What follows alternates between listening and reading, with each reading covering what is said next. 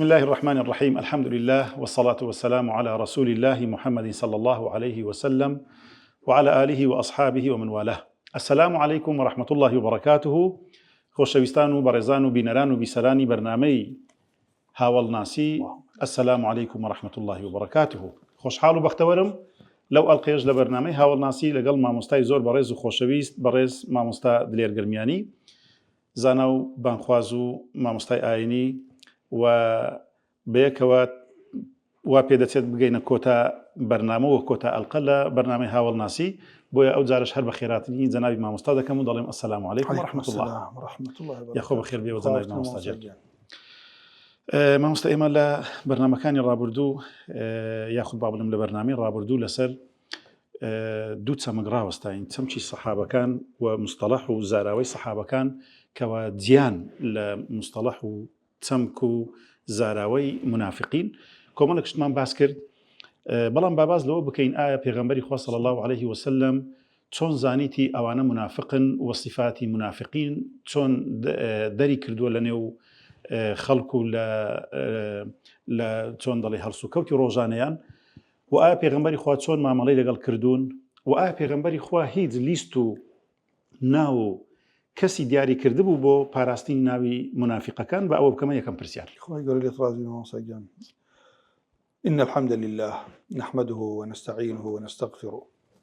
ونعوذ بالله من شرور أنفسنا ومن سيئات أعمالنا، من يهديه الله فلا مضل له ومن يضلل فلا هادي له، وأشهد أن لا إله إلا الله وحده لا شريك له، وأشهد أن محمدا عبده ورسوله. أما بعد، فإن أصدق الكتاب كتاب الله، وخير الهدي هدي محمد صلى الله عليه وسلم، وشر الأمور محدثاتها، وكل محدثة بدعة، وكل بدعة ضلالة، وكل ضلالة في النار. اللهم أرنا الحق حقا وارزقنا اتباعه، وأرنا الباطل باطلا وارزقنا اجتنابه.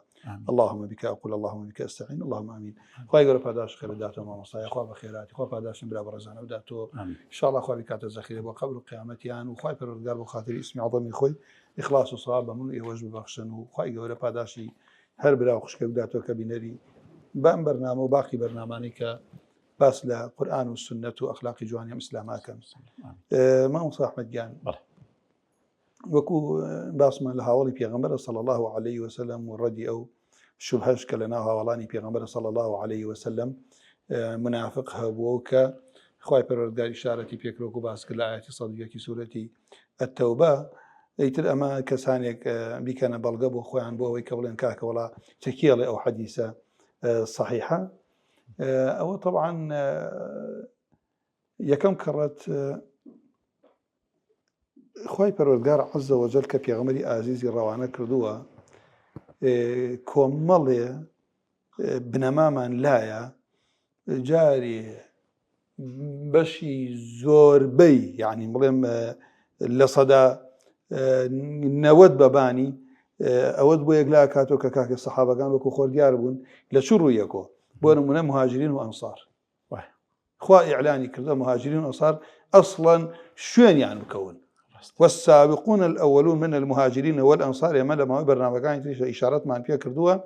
أمام بدو صفات أو من النابي مني تبعيض بالله بو لبروي نابي والسابقون الأولون بعض وانية لبروها دائما مني تبعيض قربيته أو منها بك بعض وانية من المؤمنين رجال بعض من المؤمنين هم أو آستي نية ديارة معناها كي شاتكم اللي روتانية كمني تبينا مني وبيان جنسي هاولانا. والسابقون الأول من المهاجرين والأنصار كإمام رازي فرميت أما لم آية علها الحكم يدور مع العلة اللي أمانة شيخ واليان رازي بو دوش دبوه بريتيا هجرة ونصرة. والسابقون الأول من المهاجرين والأنصار وآية أميان هجرتيان كردوها أوان سرخري أمان بودين وأنا بشتواني أمانيان كردوها أم علتيش تاوكو مردن تيانا أبو. إذن خواي پروردگار بعلم سابق خوي زانيت يمانا لو رجال لا نادن بويا أمياني كرد ميزان بو أويك خلقي أويك اتباعي أمان كابا إحسان بالزباني قسيان بينالي بالكو لدواء خوي عملي ربنا اغفر لنا ولإخواننا الذين سبقونا بالإيمان ولا تجعل في قلوبنا غلا للذين آمنوا. أما يتندر العلماء الله يلكس يقصب أصحاب بليه خۆ ئێمە نە مهاجرینین نە ئەنسارین جیلی سێمە بێ دوعای خێریان بۆ بکات کەوا شایەتەکەم لەم قسە خوای پەروەردگار عەزە وەجەل کە هاتین ئێستا ئێمە خۆمان چیمان کرد لێرە توان مهاجرین ئەنساری تیا دەرچوو ئێ باشە لەنا ئەمانە ئەسحابی بەیعا ئەوانش تیای دەرچوون ئەسحابی بەدریش وانە ئەمانە سێرەکەی کێمێنێتەوە جیلێکی کەمەمێنێتەوە کەعب کاتێک تۆبەی کڕڵێ کاکە کە ڕۆشتم سێرەکەم تەنها لە مەدینە ئەسحابی ئەعذار ماونەتەوە لەگەڵ ئەوانەی کە متهمن بە نیفاق ئەوانەی کە متهمن بە نیفاق لە مەدینە ماونەتەوە بۆیە خوای پەروەردگار پێغەمبەری ئاگادار کردووە فەرمێت خوای وەلەو نەشاء لەئەڕەیناکەهم فەلەعەرەفتەهم بسیماهم ئەو خوای فەرمێ ئەو کاتە تۆ بە سیمایانەوە ئەیان ناسین فەرمێ وەلەو نەشاء وەلەو نەشاء لەئەڕەیناک منافقينتان بينهم ولا تعرفنهم في لحن القول أنا بالتأكيد أميان آياتك بدلنياي بلحن قوليانو أيان ناسيت يعني أوليك كبري والله خواي پروردگار بليني داوك نشانه كي دانيا أبو منافق لقل دم أكنو أبو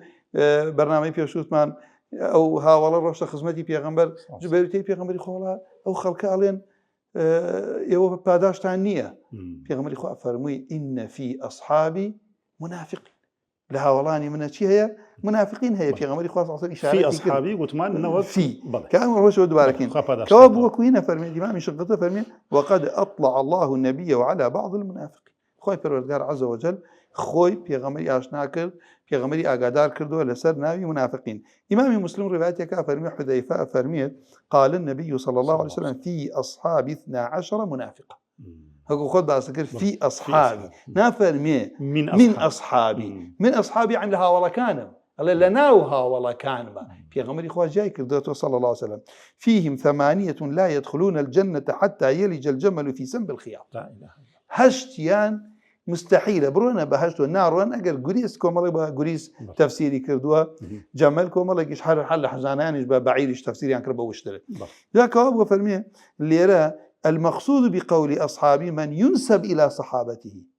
بو تمام شاك في غمر صلى الله عليه وسلم يعني يسألون كافر مسلمان زاني كعبد الله كري أبي كري سلول رأس منافقين بلان في غمر صلى الله عليه وسلم كبال دراوة هاولي في غمر صلى الله عليه وسلم أو حتى لا يقال محمد يقتل أصحابه عمري كري دينار فرميه أنه سمع جابر يقول جابر رضي الله عنه فرموا لخدمتي بيغمبر صلى الله عليه وسلم يمدر شو بين بو غزو بو جهاد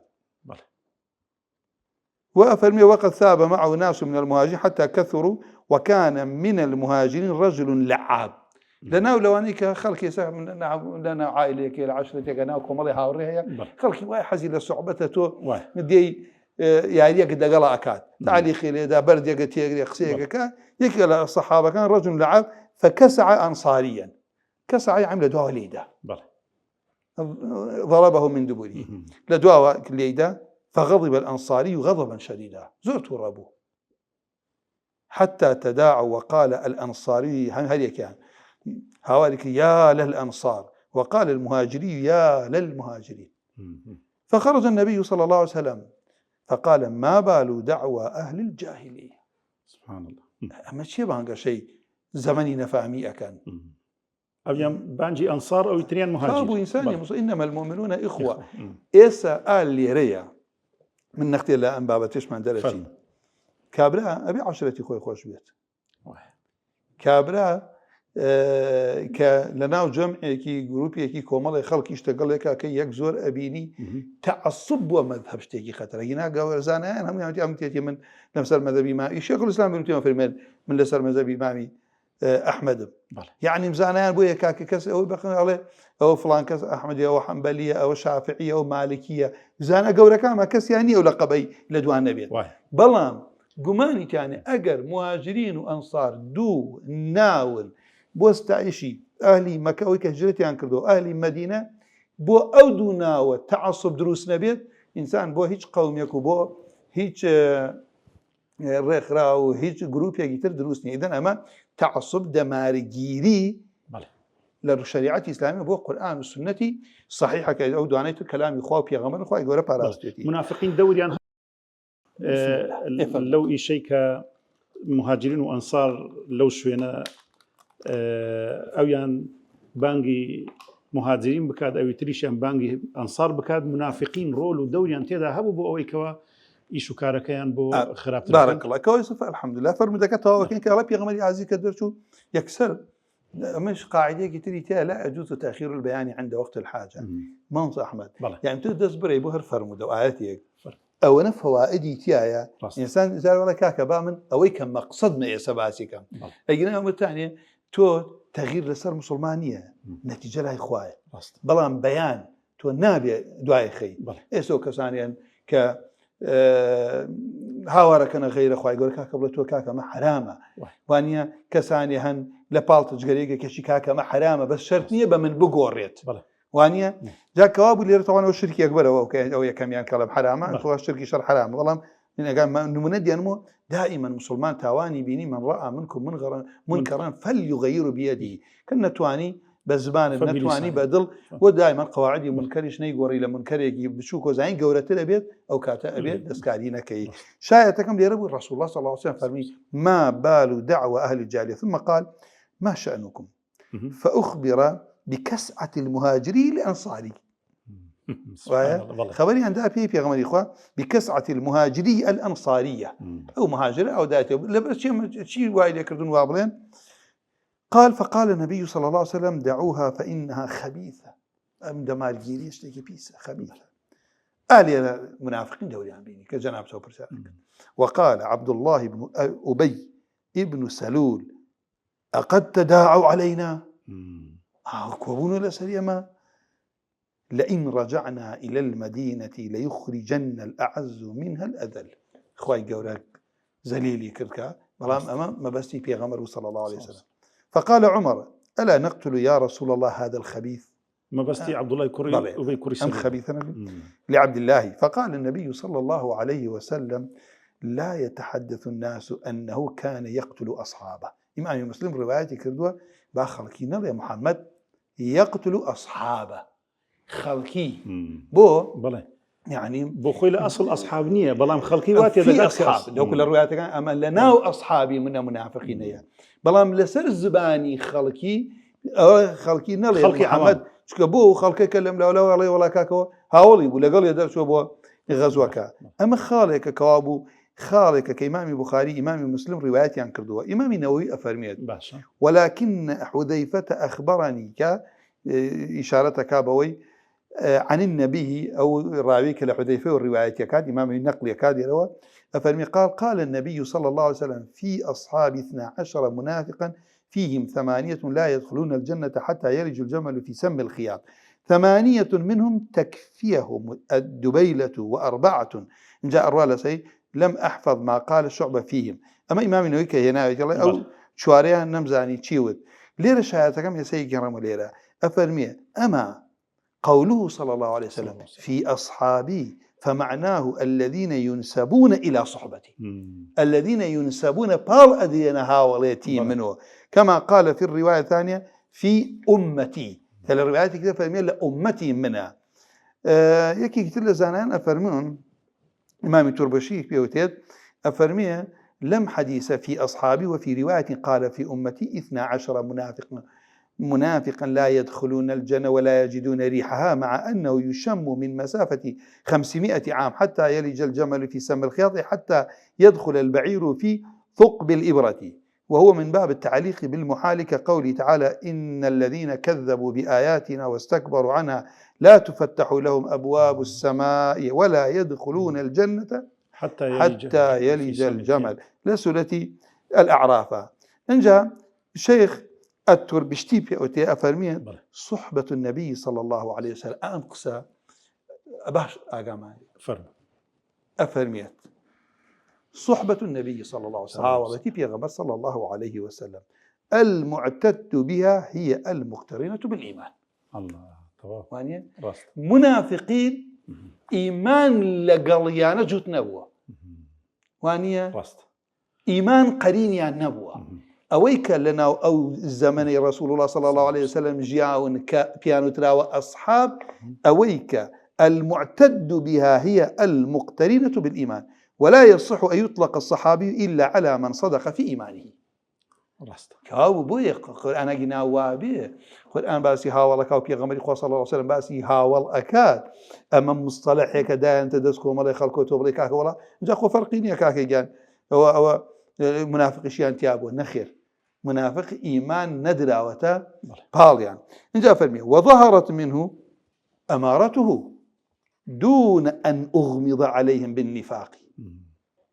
فإضافتها إليهم لا تجوز إلا على المجاز لشبهتهم بالصحابة. أماري هاولاً علامة ونشانيان وانيا بروني دياربو وك أو كسانا نبوة كدون أن أغمض عليهم بالنفاق كاكاتي قوابوة تشاو بوشي لا منافقين كراوة لبرو حالتك في غمر إخوة كالله ولا بانا للمحمد هاولي إخوي أكوجيت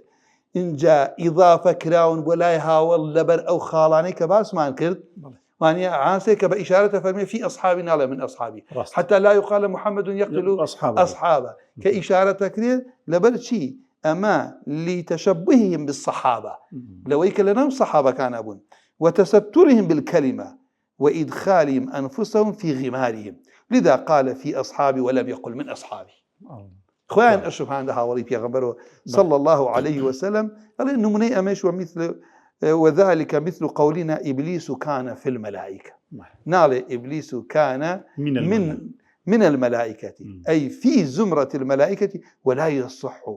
أن يقال كان من الملائكة. قرآن فرمي كان من الجن نافرمي كان من الملائكة يعني براسي بابتنا ما نصح أحمد أما باسي أصحابه وكو تشيروك باس كده خوشة هم كس حزينيك بلام جيت السر بابة علمك لو تشيد هل طالبي علم زيادة الاستفادة ليبقى بلام ضروري شأن بشا بويا من إمامي مسلم اشتك مع لا صحيح مسلمة روايتي فهمدي أبي طفيلة كا فرميت أو كباسك عقبة كبزان مشتيح فرم بيجوا باسي عقبة يعني لجانامي پیغمبر صلى الله عليه وسلم منافقين كوفاتي شيان ذكرت پیغمبر إخوة صلى الله عليه وسلم آية نيجي لسر ذكردن وآية دعاء بو ذكردن وآية تسون هرسو كوتي لقل ذكردن پیغمبر إخوة صلى الله عليه وسلم والله أخوة باداش داتو يعني من أتوانا بلهم أمره لم برنامج هلا ميشكم نبو بلام لناو لذهني خوما يكيك لو بو كلام برنامج ضروري باز بكريت كأجر في غمر إخوة صلى الله عليه وسلم منافقين الناسية لبيش في غمر إخوة صلى الله عليه وسلم نجي لسر أكردن تنانت في غمر إخوة قميص إخوة كذا بل عبد الله كوري أبي كوري سلول كفي غمر إخوة أو باس لو أكافي غمر إخوة أخوي صلى الله عليه وسلم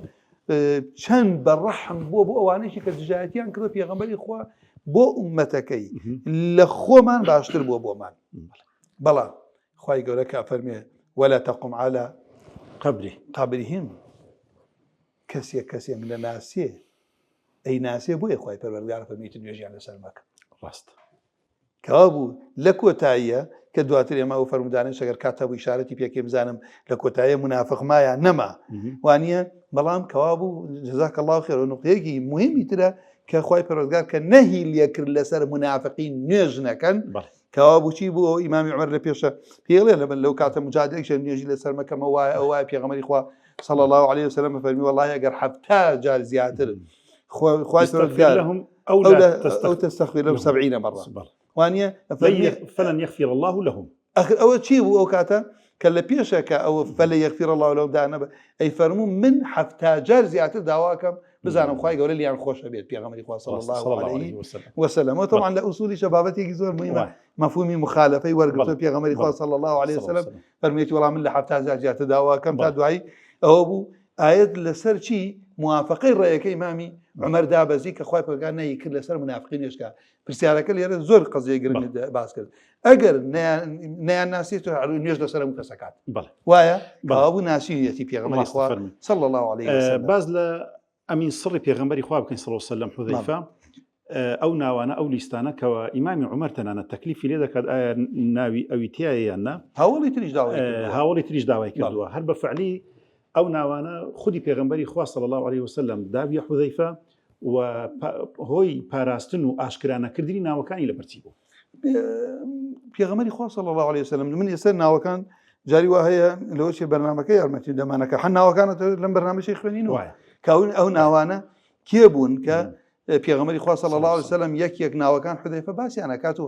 لە فەرمودەی صحیح هاتووە ناوەکان. جا پێشەوەی بێ من نمونەیەک بێنمە لەسەر ئەوەی کە باسی ناوەکانت کرد. ئێمە پێغەمبەری خوا صلی الله عليه وسلم جارەکان لە فەرمودەیەک حودەیفە فەرمیێ ما بقي من أصحاب هذه الآية إلا 3 ولا من المنافقين إلا 4. سبحان الله. شوار منافق. فقال أعرابي إنكم أصحاب محمد صلى الله عليه وسلم تخبرونا فلا ندري فما بال هؤلاء الذين يبقرون بيوتنا ويسرقون أعلاقنا. أود إن شاء الله يما إشارة بكين أوش لو جاوتي كاك أولئك الفساق أجل لم يبق منهم إلا 4 أحدهم شيخ كبير لو شرب الماء البارد لما وجد برد. يك لو منافقين أو أنا بير بوجر أو سادش بخالص شيء اللي نابينه. الله تيجي شايتك مو تاني كواب وما هم يفرمودي صحيحة كزانيان هاتون أميان بو إما الرون كردوتو كأصحاب زانيتي بلام دواتريش من أو فرمودي إشارة بكم كإمام مسلم رواية كاتب فرمي كان بين الرجل من أهل عقبة وبين حذيفة بعض ما يكون بين الناس اشتيق لبين يعني أبوكم مخالف فقال أنشدك بالله كم كان أصحاب العقبة باش قال فقال له القوم أخبره أو والله برسالك يبدله كبو إذا إنها منافقين لا قال كنا نخبر أنهم 14 فإن كنت منهم فقد كان القوم 15. والله موتي أنا شواردي قلت لك لو أنا ويا بانزا وأشهد بالله أن 12 منهم حرب لله ولرسوله. سؤال أخوم شاهد وأخوي بروردگار كدوانزل لوانا أو دجي خواو بيغمبر بون لوانا في الحياة الدنيا ويوم يقوم الأشهاد. يعني أم بانزا كسا دوانزيان يتر لا منافق كان بون كلا دنيا وقيامة منافقي عقيدة يعني وعذر 3 سيانيشيان عذريان قبول كرابو هر أقان ليش نبو قالوا ما سمعنا منادي رسول الله صلى الله عليه وسلم ولا علمنا بما أراد القوم هنما زاني أما ينبو شي بان كردوا جاء أمل لي أو تانيك أم مسألة إمامنا يؤفرمية هذه العقبة أمرك لي أبو كدوات الكسانيك أم عقبة أم زور قصيكي أبي وديابين يستجاري وانا يدو عالم تيك أجري لقال لمذهب أهل السنة أم ناوهيا لغير أهل السنة شو ناوهيا كابرات جاري واي بل يزانين ناوي زاناك خوي دينيت عليك كان فلان عالم واي وديتن نالك كان أم عالمة أبي وابي خينيتو كنيكي يان لقبكي باس كخلق جاي كاتو سليريم بيع عقبة معناها والله بيعتين دوات في صلى الله عليه وسلم عقبة يجي كش معناه منافقين لا عقبة كوبونه في غمري عزيز بكوجن صلى الله عليه وسلم. زا گومانێک دروست دەکەن بەوەی کەوە پلانداڕێژەری کوشتنەکە ئەبوو بەکر عومەر بن ینی ئەوە چۆن دەتوانین ئێمە ڕەدی بدەینەوە والله ئەوە خوا پاداشە داتەوە بەڵام ئەڕۆینە سەریە سەوانە ئەو ئیمامی نەوەی بخوێنم زۆر خۆشە سبحان الله تۆ ئەم پیاوە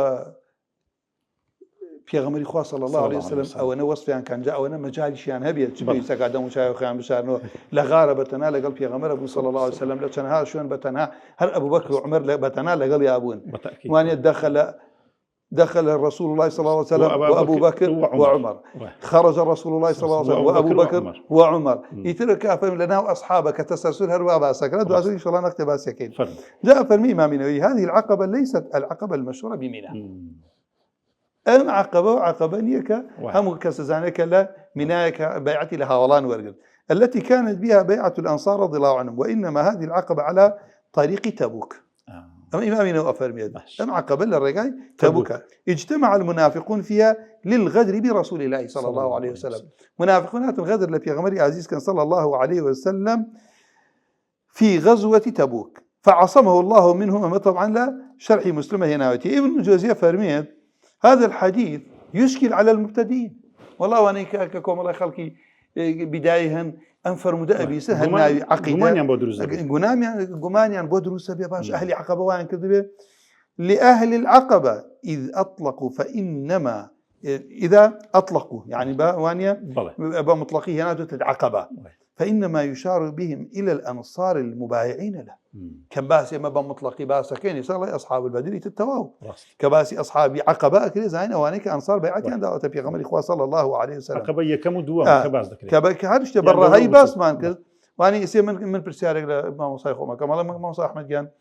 الكتاب في كتاب ما مصايخ جان كذا في كتاب هذا ما بس في سيبويه أقل باس للنحو كين أما بس لقرآن والسنة بكين الكتاب والسنة ما بس القرآن سير كيف زانم أما علماء أنفنا لا أوان أم كتابا ما بس يجي كاتي وترى عقبش أهل مدينة بيعتي عن دعوة في صلى الله عليه وسلم هذه عقبة في طريق تبوك وهرب من بس مو بك لكتابي كشف المشكلة شهر هي ناويتي أم قصة مشتكي صحيحة باشا بلام أو طائفاني كرقيان لإمام أبو بكر كرقيان لإمام عمر هاتون أميان كردوة بلغة بلين خلقين تماشا كان أبو بكر وعمر هاي هولي أنداوة في غمري آزي صلى الله عليه وسلم لعقبة بكجرير فرمودك شيء ما وصايب لهم كباس لعقبة كاد أميك في كبرين خزمتي فرمي أبو الطفيل كان بين رجل من أهل عقبة وبين حذيفة بعض ما يكون بين الناس فقال أنشدك بالله كم كان أصحاب العقبة دواريه كمان فقال له القوم أخبره إذ سألك قال يعني حذيفة والله مداوة كنا نخبر أنهم 14 خبر يعني بيداين فإن كنت منهم فقد كان القوم 15 كنت هيك لوامي وأشهد بالله أن 12 منهم حرب لله ولرسوله في الحياة الدنيا ويوم يقوم الأشهاد وعذر 3 قالوا ما سمعنا منادي رسول الله صلى الله عليه وسلم ولا علمنا بما أراد القوم ما أصلا نما نزاني أمام بستيانا ويلا أو سيدانيتر سياني كعزلاني وقد كان في حرة فمشى فقال إن الماء قليل فلا يسبقني إليه أحد فوجد قوما قد سبقوا فلعنهم يومئذ أما اللي يرى خلاصي أم قصة أوابو جاء اللي يرى ردي أويك جنابه دوتر أما شون أما ينداوته إمام مسلم رواياتي كذا كوابو اشتكي صحيحة باش فرمي بزانيان هلا شراحي حديثك هيج عقلية قمان بو أبو بكر وعمر نابات بو لبروي هاولي بيغمر يعني كردو صلى الله عليه وسلم دا مشاهدان أشكرا أبو أمانهم يعني دا مشاهد خوانيان دا بوش باش أجر أمانة ما بس يعني كشتني بيغمر بو صلى الله عليه وسلم أليبو للرقي تبوكا أميشاك أوي كلمة باس ما كرد كوتمان أنباسي عقبة زانيان كان با أنباسي عقبة بو خلق بداية كشف هيك دروسة كاد كإمامي أبو بكر وإمامي عمر ويستبيتيان لعقبة بيغمري آزي صلى الله عليه وسلم حاشاي في أوان غدر لبيغمركن صلى الله عليه وسلم زانانا فرم قصك الراسة وشكتيان يوكاف إمام مسلم رواياتي كردو قصك كالعقبة بانزاكا سويتيان ويسيان غدر لبيغمري آزي صلى الله عليه وسلم جاهاتون أو عقبي كلم من آياتي قال يعني كردو لقال أمناوة عقبة لا تبوك كومالي هيش نبي أو طائفانا دجي هاولي بيغمبر صلى الله عليه وسلم بتابتي أبو بكر إمامي أبو بكر إمامي عمر إمامي عثمان هاتون ويستيانا لم ريقاوا بدنا لإمامي أبو بكر إمامي عمر جازانا يمتيانا باشا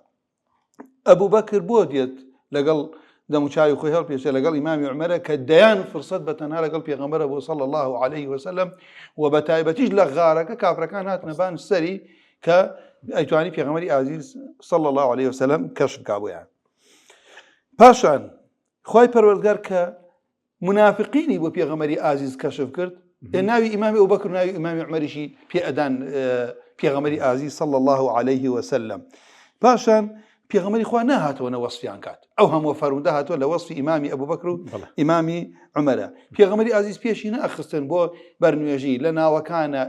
كاقتداء أبو بكر إمامي عمر كان عليكم بسنتي وسنة الخلفاء الراشدين موافقي أوهم آياتنا ذو لقى القصي أوان بارك الله هاولي في غمر صلى الله عليه وسلم وأنا رضي الله عنهم حذيفة خوي بيعتنا أداب هردوك يعني شو حذيفة باشا عن وفاتي كردوا جاء كوابو من لينا زانا أنا فرمون أم هم وشتي لسرا هيش خلقي عاقل نايا کە بتوانێت بەڵێ هەر کەسێکی دیندار و کەسەی ئیمان لە دڵیا بێت نایە ئیتیهامێکی وا بداتە پاڵ هاوڵانی پێغەمبەر صلی الله عليه وسلم إلا ئەوانە نەبێکە بێعەقیدەن، ئەوانە نەبێ عەقلیان لاوازە، ئەوانە نەبێ ئەیانەوێت تەشکیک بخەنە سەر هاوڵانی پێغەمبەری خوا صلی الله عليه وسلم. و یەکێک لەوانەیەشی کە فەضڵی ئەم سەحابانی کە باس کردووە ئیمامی حودەیفە خۆیەتی کە باس لە مەناقب و فەضڵی ئیمامی عومەر و ئیمامی ئەبوو بەکری کردووە. بەڵێ ئەگە هەر باس لە حودەیفە بکەین، ینی ئەو قسە و ئەو وشەی کەوا باس کرد لەوەی کەوا ما بەقیە من ئەصحاب الآية إلا أربعة مەبەستی چێ بوو و ئەو ناوانە دیار بوون و ئەو ئاەتە کامە ئاەتە کەوا حودەیفە باسی کردووە؟ باسمان کە مامۆستا ئەحمەد ئەو فەرمودە کە ئیمامی بوخاری ڕیوایەتێکە فەرمیێ كنا عند حذيفة زيد كري وهب فرميت فقال ما بقي من أصحاب هذه الآية ما بس لأصحاب آية أم آياتيك لسورة التوبة دوانزا بسم الله الرحمن الرحيم وإن نكثوا أيمانهم من بعد عهدهم وطعنوا في دينكم فقاتلوا أئمة الكفر إنهم لا أيمان لهم لعلهم ينتهون. إخواني بالرزقار عز وجل فرمي والله أجل سيندو بيمانا كان هل هو شعنده إن نكثوا أيمانهم عهدو كان هل هو شعنده باش بستني بيمانا كان وتشروا تانيان دا لآينكتان أو بجنجن لدجي بيشواني بيباوران براسي أوانا هي جورة بيماني كانيا بلكو كوتاي بهن يعني بيباوري. أما آياتك بوكا فرمي لأصحاب أمانة كأئمة كيان وفرمك حذيفة وباس معك لفرمك ما بقي من أصحاب هذه لا إلا ثلاثة سيان بله ولا من المنافقين إلا أربعة بله المنافقين اشتنها شوار ما فقال أعرابين تاوكو فرمودا كان مان باسكر يما إن جاء دعاء هل الناوكان بله زا أو ناوانا آية تا استاج ماون وناوكان ديارن وتومار كراون وبالراست الصحيحي لسند لمتنوا كوائم قصيلة سردكين بالراست دروستي استقيشتون بإيما جاري أواني كإتيامي أبو بكر إمامي عمر كراكا كلنا أوبانزا كسبن حذيفة دينا وكان ينباسا كافرمين أمانة أوانا هم معتب بن قشيرة ووديع بن ثابت وجد بن عبد الله وديت أخوار يكيك لسري أنا فرمين والحارث بن يزيد وأوس بن قيضي تاكو تاي يك ناوكان يعني أهيني كأمانة أوانا بون هول يعني دا غدر لبيغمري عزيز بكن صلى الله عليه لو تسوار بانزا كسي كوا باس كراوه لوي كوتنا بانزا كس بو سياني شيان عزي يعني نوتي ما اقامل نبو بوشي بانجان كردين جام بس مو بو مراسي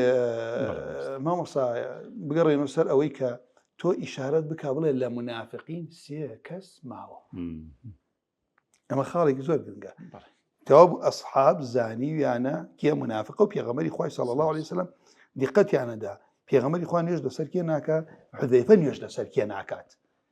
انجا اونا صفات منافقين اشكرابو تماشاكك لانوار الكاشفة هتوا كفرميه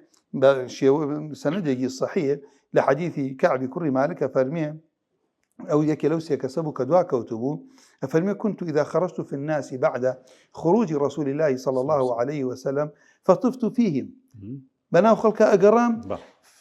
أحزنني أني لا أرى إلا رجلا مخموصا عليه النفاق متهما بالنفاق كسم نابيني إلا بيابيك نبيك متهما بويك لمنافقين أو رجلا ممن عذر الله من الضعفاء لو عنيك عزري أنا أبو لو عنيك نخوش بون لو عنيك بير بون لو عنيك أعذار كان كديار إنه إنسان من ألبو أفرد ونخوش يكبيك فكوتو يكبو كاولي رزانا أنا فرمون لدواي أميكام قولي كعبه إنه وفي هذا بيان أن المنافقين قد كانوا معروفين في الجملة قبل تبوك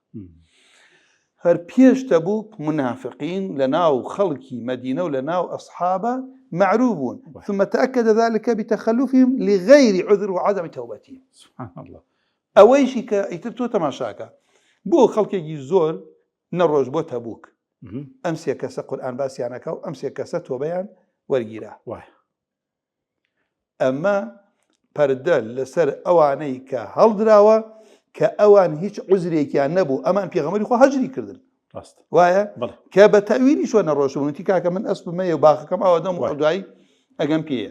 جاکەوا بوو لێرە ئەوەی تر چۆن منافقین بە لەحنیان و دیار بوو چۆن منافقین بە صفاتیان و دیار بوو بە نەچوونیان بۆ نوێژ دیار بوو منافقین بە زبانیان و بەرامبەر پێغەمبەری ئازیز دیار بوو صلی الله عليه وسلم بە حەز نەکردنیان لە جیهاد دیار بوو ئەم هەموو صفەتانەیان هەبوو اینجا یەکێکی لەوە هاتە سەری بەبێ عذر و بەبێ تۆبەکردن هیچ عوزریانە بوو نەڕۆشن بۆ تەبوک باش با ئەو پرسیارە بکەم و دەیکەمە کۆتا پرسیار لەبەرەوەی کاتەکەشمان اینجا طبعا بە سوورەتی تەوبەیش بەڵێ ئەفەرمێت ئەم سوورەتە ناونەدا و سوورەتی چی فاضحاڵێ منافقینی کەشف کرد هەتا هەندێ لە زانایانە فەرمون فقەشەتهم یعنی چی چۆن شتێ بخۆی هەمووی لە ناوی هەر لە ناویدان هەر هەمووی كشف كردن وبهذا يتضح أنهم كانوا قد يعني مشار إليهم إشارة يعني بأكرا بأعيانهم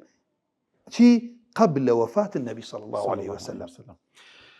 برسيارك أويا دم بكم آية منافقين دور روليا النبو لقواسنوي حديث والروايات النكرد ولا سنة سيرة رسول الله صلى الله عليه وسلم قمانيا خست بيت السر فرمايش تيجي صحيحي رسول الله صلى الله عليه وسلم يان قصة وبسر هاتيجي سردمي بيغمبري خواه صلى الله عليه وسلم آية دوريا النبو ولا سندو لمتنو لهم أو بابتاني تلك بابتاني بدل حديثة والله برسياري باشد بوهاد حافظي مزيا فرميت أما بويا وسم الأساري لبرق صحيح مهمة فرم علم من الفوائد أنه لم يوجد قط رواية عن من الإمام عن المنافق الله يك رواية من بنها لحديثه وانيا لا منافقين الحمد لله اواني كحديث ينجر بتعبير يجيتر شيخ الاسلام ابن تيميه منهاج افرميه الصحابه مذكورون في الروايه عن النبي صلى الله عليه وسلم او هاولاني ذكر كراون روايات ينكردوا في غمر صلى الله عليه وسلم والذين يعظمهم المسلمون على الدين اواني كالسر دينيا مسلمانان بقولتها ما شاءنا كان كلهم كانوا مؤمنين به هميان أهل إيمان نادية تبال منافق ولم يعظم المسلمون على الدين منافقا راست وانيا ولله الحمد أمل مجلده هشت شوار صدو حتى وشش لا منهاج السنة دوباري كم بجو برسياري كتو برسياري جزور جوانت كده ما حديث يك ماني بلا كاكي كان ولا أو حديثك كاكو منافق روايتي كردو ولي مقرأ أصلاً كشد حديث الرسول الله صلى الله عليه وسلم قشت هاول همو علماء حديث أفرمون ناوغشي نزاي لبري الصحابة عدلة حديثك أول أجيري إن جاء لقال أول شزانين قراوا الناوي الصحابة كشي عنده وزيته بويا أفرمي ابن تيمية الصحابة المذكورون في الرواية أو الصحاباني ذكر كراون للروايات في غمر صلى الله عليه وسلم كيعمل برنامج كمان أنا أمي أخيري بيت أو بس بيت كأو هاولاني كحديث يعني روايات كردوها همو أو حديثاني كالروايات كراوي يقدانيان منافقين تاني همو أوانا كلا ضلي الصحابة كانوا ضلي إيمان دارانا قورة ما شاء كراوي إيمان داراني بقورة ما شاء كسيك ناكن كنفاقي هبو بيت كسيك كإيماني نبو بيت والذين يعظمهم المسلمون على الدين لسردينيان كلهم كانوا مؤمنين به ولم يعظم المسلمون على الدين منافقا هيج منافق نبوة كاكا قورتها ما شاك وبلا ديني باشا ولله الحمد انجا لو شاهين تلما مصايقان شتيكي كهيا فرم يكي أقل فوائد أم روايتاني كجنابة كذو من عمل كوتا أقسام بيلام بابا أو تانية إذا قيل عن رجل من الصحابة أن النبي صلى الله عليه وسلم قال كذا باش شير ريداوه أمك خالك مهمة كان ذلك كتصريحه باسم الاستواء الكل في العدالة الله ويا حركة وتراوة فلان كسوتي جابوا زور كرة تصريح باسم شيان دراوة أو بو زيادة تأكيد كردن كلا الصحابة بوا بلان كقشت ناو الصحابة كان هر أصحاب داني سنتيان يكي برسالي لفي غمرك صلى الله عليه وسلم أفرتي وايود كخويان كوتيان الرجل من الصحابة لبروي الصحابة عدلة وكوانا وكيان هنا بيت بالله خو پاداش داتو مستي برس كاتا كمان كوتاي هات بلام دميو كوتا قسي جناب دور بقرم لسر او ددوانزا القيك لبرنامجها والناسي كردمان لكوتاي كي جناب لسي تركدا دەتەوێت چی بڵێ؟ والله من ئەڵێم نێرانی ئیسلام ناتوان ڕاستە و خۆ بدەن لە قورئان ئەگەر خەڵکی منافقش لە ناو مسلمانان دروستکەن. باش و ئەو ڕێگەیان گرتە بەر کە بۆی خەڵکی لە قورئان بە تێگەشتنێکی تەواو نەگاتە خەڵکی هاتن دایان لەو کەسانەی کە قورئانیان گەیاندێتە ئەم ئومەتە. وە ڕێگای تێگەشتن لە قورئان و سنەتی صحیح هاوڵی پێغەمبەر صلی الله عليه وسلم و بۆیە پێغەمبەری صلی الله عليه وسلم ئەوەنە باسی ئەوەی کردو ئاگاتان لە هاوڵم بێ ئاگاتان لە هاوڵم بێ لەبەرەوەی پێغەمبەری خوا صلی الله عليه وسلم زانیەتی لە دوای خۆی کەسانی دژایەتی هاوڵی ئەکەن. ئێمە ئەو کەسانێک کە قورئانیان گەیاندوتە ئێمە قورئان مەلائیکەیە نەیگەیاندوتە ئێمە وانە شایەتی لەسەرەوەی ئەم ئاەتانە قورئانە هەر ئەو کەسانێک قسە بە هاوڵەکەن خۆیان تێکەوتون شایەتی لەسەرەوەی ئەم قورئانە کەلامی خوایە هاوڵی پێغەمبەر صلی الله عليه وسلم گەیاندوتە هەمان سەنەدە سنەتی پێغەمبەریان گەیاندوتە ئێمە صلی الله عليه وسلم. دینی ئیسلام بریتێ لە قورئان و سنەتی صحیح لێکیان جیاکەیتۆ لە ئیسلام تێناگەیت ئیسا سەرگەردانە بێت. خوا پاداشت باتەوە یا ڕەبی. زۆر بەڕێز جەناب مامۆستا لێرەگەرمیانی ماندوومان کردی لەو زنجیرە بەرنامەیە لە ژێر ناونیشانی هاوڵناسی بەڕێزان و خۆشەویستان ئەوەی کەوا باسمان کرد قەبەسێک بوو تروسکەیەک بوو لە ژیاننامە و یاخود با بڵێم لە فەزل و گەورەیی و پلەپایی سەحابەکان و تەنها ئێمە بابەتی جەناب مامۆستا تەنها بابەتی علمی و زانستی زیاتر ئاماژە پێکرد نەچوینە